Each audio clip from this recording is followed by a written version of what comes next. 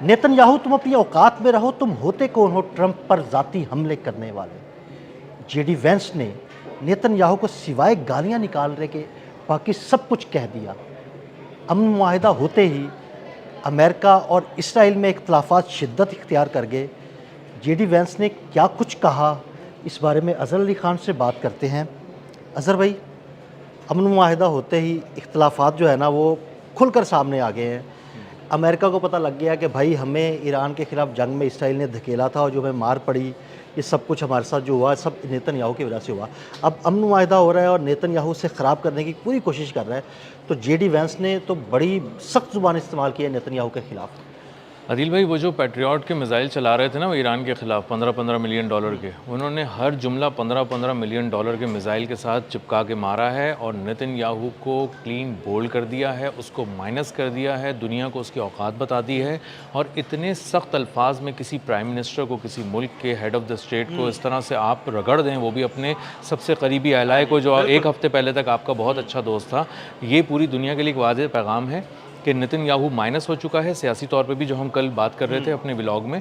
और जुमले आप सुने, उसने कहा है कि तुम्हारी औकात क्या है, तुम हो कौन, तुम प्रेसिडेंट ट्रंप पे हमला कैसे कर सकते हो ज़ाती तौर पे, और तुम अमेरिका और ईरान की जो डील हुई है इससे दूर रहना, इस पे बिल्कुल हमें कोई मजाक बर्दाश्त नहीं है, इसको मजाक मत समझना, ये बहुत सीरियस डॉक्यूमेंट है और इस पे तुम हमला नहीं कर सकते। तुम्हारे वो दिफाई निज़ाम, वो सारा असलहा जिसने तुम्हें इतने अरसे तक ईरान से बचाया और तुमने ईरान के ख़िलाफ़ इस्तेमाल किया, 2/3 असलहा तो हमारे टैक्स पेयर्स के पैसों का है, हमारे लोग कमाते हैं तो तुम्हारा मुल्क चलता है। तो तुम हमारे टुकड़ों पे पल रहे हो, तुम हमारे टुकड़ों पे पल कर हमें ही मियाँ मियाँ करोगे, हम पे ही भौंकोगे, तो ये अब एक्सेप्टेबल नहीं है, नाकाबिल कबूल है। इसी के साथ एक और लफ्ज़ बहुत ही सख्त कहा है उन्होंने, जेडी वैंस ने, और उन्होंने कहा है कि तुम नाकाबिल एतबार हो, तुम पे ट्रस्ट नहीं किया जा सकता। और इसका मतलब ये है कि अब आगे जो है वो ये पूरी ट्रंप एडमिनिस्ट्रेशन एक रोल आउट कर रही है, एक पूरा मैप जो खित्ते के अंदर भी है, सिफारती तौर पे भी है, और उसको अंदाज़ा हो गया है कि अब नेतन्याहू के साथ चला नहीं जा सकता। यानी ये बातें सामने आने के बाद लगता है कि वो जो सेम पेज था वो सेम पेज फट गया है, बहुत बुरी तरह फट गया है, तार तार हो चुका है, टुकड़े टुकड़े हो चुका है। और जेडी वैंस ने ये तक कहा है कि तुम हो कौन, 90 लाख लोगों का एक मुल्क हो और तुम्हारा हर मसला क्या लोगों को कत्ल करने से शुरू होता है, बिल्कुल, और ये वो बड़ी उससे बात हल है, होता बिल्कुल। है। तो अब आखिरकार अमेरिका की समझ में भी ये बात आ गई ना कि भाई वो तो चाहता ही है कि कत्लेआम किया जाए। बिल्कुल ऐसे ही है, और इसीलिए आप देखें अदिल भाई, उन्होंने ना इनकी जड़ काट दी है, उन्होंने इनकी मिलिट्री जड़ काट दी है, क्योंकि उनको अंदाज़ा था कि ये जाके ना फिर कोई हमला कर सकते हैं। अभी कल बैठकर एक मीटिंग की है उसने, नेतन्याहू ने, और उसके इसराइली जो आर्मी चीफ है उसको कहा है कि हो सकता है कि हम ईरान पर दोबारा हमला करें, तो अपनी तैयारी को कम मत कर देना कहीं, बिल्कुल अलर्ट रहना। इसका मतलब ये है कि वो अपने आप, उसकी बका की जंग लड़ रहा है अब नेतन्याहू, वो माइनस हो चुका है, उसको पता है कि अब मुझे कुछ भी करके अब अपने आप को बचाना है, दुनिया को एक पैगाम देना है कि मैं, और वो अपने आप को बचाने के लिए, करप्शन केसेस से बचाने के लिए, अपनी सियासत बचाने के लिए वो लबनान में दोबारा कोई ना कोई हरकत ज़रूर करेगा।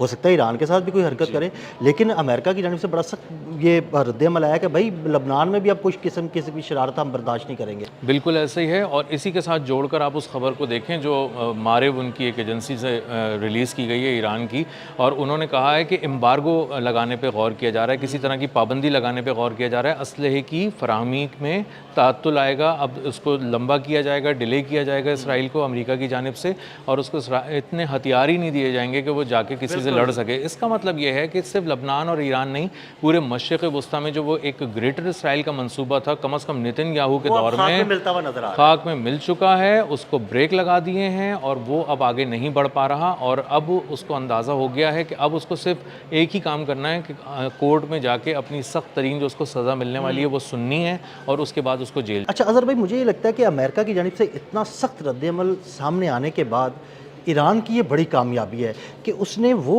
बदमाश खित्ते का जो अमेरिका के टुकड़ों पे पलता था और बदमाशी करता था, अब वो अमेरिका जो है ना उससे अलहदा होना शुरू हो गया है। बिल्कुल, ये एक बहुत बड़ी कामयाबी है, पूरी दुनिया ने देख लिया है। और ये सिर्फ नेतन्याहू और डोनाल्ड ट्रंप की लड़ाई नहीं है, बुनियादी तौर पे अमेरिका और इसराइल ने अब एक ऐसा फासला कायम कर लिया है जिसके बाद अब नेतन्याहू या उसके बाद आने वाला कोई और नेतन्याहू, कोई भी वज़ीर आज़म इसराइल का, वो अब खौफ नहीं बेच सकेगा, ईरान को बुरा बच्चा बना के नहीं दिखा सकेगा, और इराक़ को सारा वो नहीं कह सकेगा कि इनकी वजह से दुनिया में सारी ख़राबी है।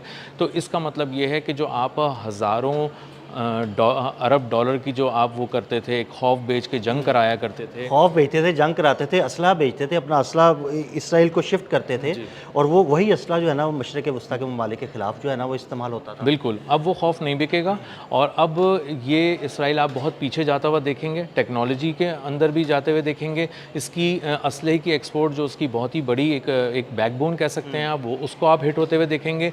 अब ये अपना असलहा कहीं इस्तेमाल ही नहीं करेगा, तो इसकी असलहे की जो फैक्ट्रियाँ हैं वो भी उस तरह से असला प्रोड्यूस नहीं करेंगी। तो हर तरफ से नेतन्याहू को मुआशी थप्पड़, सिफारती थप्पड़, कानूनी थप्पड़, समाजी थप्पड़, और पूरी दुनिया के अंदर जो उसने मजलूमियत का एक लिबादा ओढ़ कर गया था और कहा था कि हम यहूदियों के साथ हमारी नस्ल कुशी हुई है और हमें जो है हमारे साथ बहुत बुरा हुआ है, हम तो किसी पे हमला नहीं करते, गज़ा में हम इसलिए करते हैं वो लोग हैं ही बहुत ही वहशी किस्म की कौम है, वो हम पे चढ़ दौड़ती है।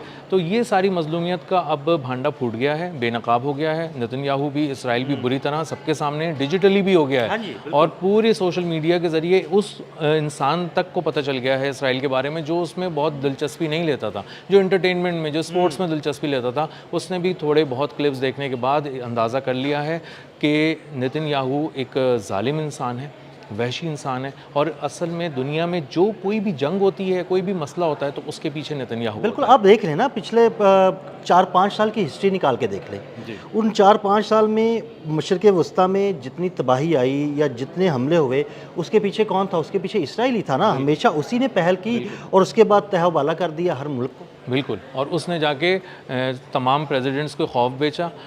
हिलरी क्लिंटन ये कह रही हैं कि मुझे आके इसराइल कहता था कि हमारे तैयारे बिल्कुल तैयार खड़े हैं, तुम अगर नहीं साथ दोगी तो हम खुद ही हमला कर लेंगे, और अमेरिका को हमारा साथ देना चाहिए। और वो तो कहने लगे हाँ जाओ कर लो तुम, हम नहीं देते तुम्हारा साथ। तो अब मीडिया रिपोर्ट्स में बड़े बड़े तज्ज़ियाकार, वहाँ के जो मगरिब के बड़े तज्ज़ियाकार हैं, वो कह रहे हैं कि एक डोनाल्ड ट्रंप इतने अरसे के बाद तुम्हारे पास आया था, तुम्हारे हाथ में एक ऐसा आदमी आया था जो तुम्हारे इशारों पे चल रहा था, तुम्हारी बात मान रहा था।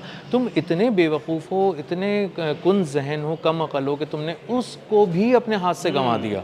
और डोनाल्ड ट्रंप से गालियाँ पढ़ने का मतलब ये है कि अगर और किसी संजीदा तरीन इंसान के आगे जब जाके ये बैठेंगे आगे कभी, तो वो जब ये बात करेंगे ना कि ईरान से ख़तरा है, लबनान से ख़तरा है, इराक़ से ख़तरा है, शाम से ख़तरा है, तो वो कहेगा भाई उठो और यहाँ से निकलो। बल्कि नहीं, ऐसे नहीं कहेगा उठो निकलो, वो थप्पड़ भी मारेगा। हाँ, थप्पड़ भी मारेगा, और उनको बताएगा कि तुम्हारी, फिर औकात याद दिलाएगा। जेडी वैंस के जुमले तारीख़ में अमर हो गए और हमेशा याद रखे जाएंगे, और यही जुमले कोट कर करके बताएंगे कि ट्रंप एडमिनिस्ट्रेशन को तुमने किस तरह फंसाया था, और उससे निकलने के बाद सबसे पहले नाकाबिले एतबार दुश्मन, पीठ में छुरा घोंपने वाला जिसको कहा था, वो कोई और नहीं था, इसराइल और नेतन्याहू था। अच्छा अज़हर भाई, ये अमन मुआहिदा होने के बाद आपको क्या लगता है कि जो ईरानी प्रॉक्सी समझी जाती है हिजबुल्लाह और यमनी हौसी, ये भी किसी किस्म का कोई हमला नहीं करेंगे इसराइल पे, और ये अमन मुआहिदा इस तरह कायम रहेगा? बहुत ही नाजुक मोड़ पर ये सारा मुआहिदा खड़ा हुआ है, बहुत ही कच्चे धागों से बंधा हुआ है इस वक्त। उसकी वजह ये कि अगर नेतन्याहू ने कुछ बहुत ज़्यादा कोई मिस एडवेंचर कर दिया लबनान के अंदर, तो लबनान में हिजबुल्लाह उसको जवाब देगी, और अगर ईरान के अंदर किया तो फिर हिजबुल्लाह लबनान में भी जवाब देगी, यमन में हौसी जवाब देंगे, और ईरान में ईरानी जवाब देंगे। तो माहौल फिर गर्म हो जाएगा, और इसीलिए पूरी दुनिया की नज़र पहले दिन से अमन मुआहिदे से ज़्यादा इसराइल पर है कि वो ऐसी हरकत ना करे, उसी को बांध रहे हैं, उसी से मुआहिदा छुपा रहे हैं, उसी को शिक़े नहीं देखने दे रहे, और उसी को फेक न्यूज़ के ज़रिए बता रहे हैं कि हमारा मुआहिदा कुछ और हो रहा है और तुम्हें कुछ और बताया जा रहा है। और इसीलिए आप देखें कि नेतन्याहू इस वक्त बहुत परेशान है, अकेला हो चुका है। अब उसको समझ नहीं आ रही कि मैं हमला करूं तो कैसे करूं, और हमला नहीं करूं तो मैं मारा जाऊंगा। तो आने वाले दिन जो हैं वो नेतन्याहू के लिए बहुत ही कर्बनाक हैं, बहुत ही कर्बनाक हैं। हर गुजरते दिन के साथ आप कुछ ऐसी खबरें देखेंगे जिसमें आपको अब उसका ग्राफ मोदी की तरह नीचे जाता नजर आएगा। जिस तरह मोदी बिल्कुल माइनस हो चुका है ना, अब कहीं जाके खड़ा भी होता है तो प्राइम मिनिस्टर नहीं लग रहा होता, शिकस्त खुर्दा इंसान है। नेतन्याहू भी एक शिकस्त खुर्दा इंसान है, और वो दुनिया से अब माइनस हो चुका है। बहुत शुक्रिया अज़हर भाई। अज़हर भाई ने बड़ी तफसील के साथ इस सारे मामले पर रोशनी डाली। मज़ीद अपडेट्स के लिए हमें फॉलो करते रहें। अदील अहमद और अज़हर अली ख़ान को इजाज़त दीजिएगा। अल्लाह हाफ़िज़।